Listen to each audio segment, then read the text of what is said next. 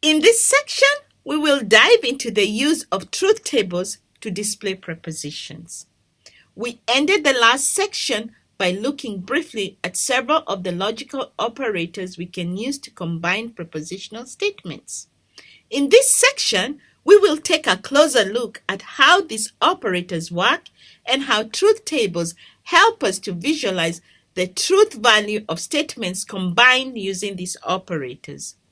Truth tables are used in logic as a visual representation of prepositional statements. We use truth tables to determine the true value of a whole sentence given the true value of its parts.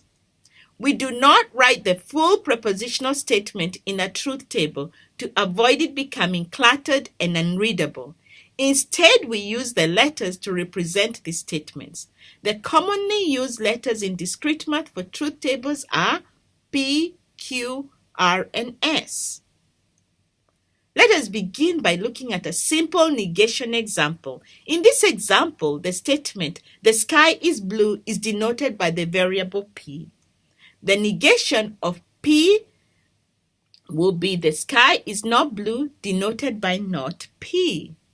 Each row of a truth table represents the truth value assignment, an assignment of T or F to each variable.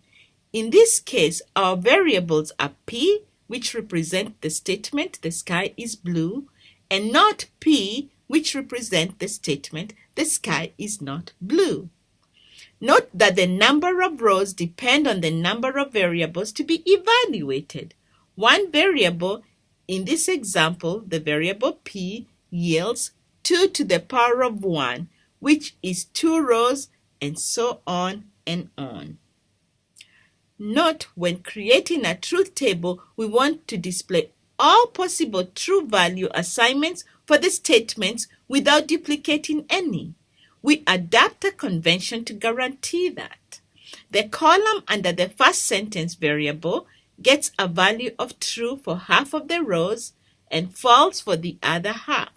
The last column of a truth table always alternates between true and false. Now, let us look at the conjunction of two prepositions and the truth table that visualize this. In this example, we will assign the variable P to the statement, "the sky is blue," and the variable Q to the statement, "oceans are blue."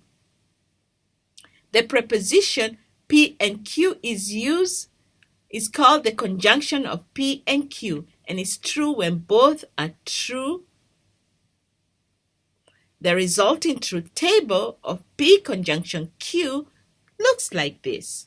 Notice how we've employed our convention for the first column, assigning the first half of the rows a value of true and the second half false. Our convention for the second column alternates true and false. Notice that P and Q is only true when both parts are true. The resulting truth table of P conjunction Q looks like this. So let us recap what we have just seen. P conjunction Q is only true when both of these variables are true. Here in row 1, we would read the output of P conjunction Q as "the sky is blue" and "the ocean is blue," with an output of true. In row 2, we would read this as "the sky is blue" and "the ocean is not blue," as having an output of false truth. In row 3, "the sky is not blue" and "the ocean is blue," as having an output of false truth. And row 4, "the sky is not blue and the ocean is not blue," has a false output. Be sure to review if you do not get it straight away before moving on. Now that we've walked through a conjunction example, let us move on to a disjunction example. This statement is called the disjunction of P or Q. Here we join two prepositions with the word "or." Listen to this statement. The preposition P or Q is the disjunction of P or Q. P disjunction Q is false when both the variables are false and true when either of the variable is true. Now pause the video and try constructing a truth table for this disjunction example, where P disjunction Q is false when both the variables are false and true when either of the variable is true.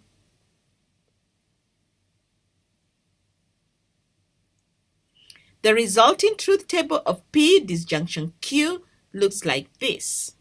Notice that it's similar to the truth table representation of conjunction, except that the combined statement P or Q is considered true if any of the variable is true. Take a moment to study these examples if you did not get it straight away.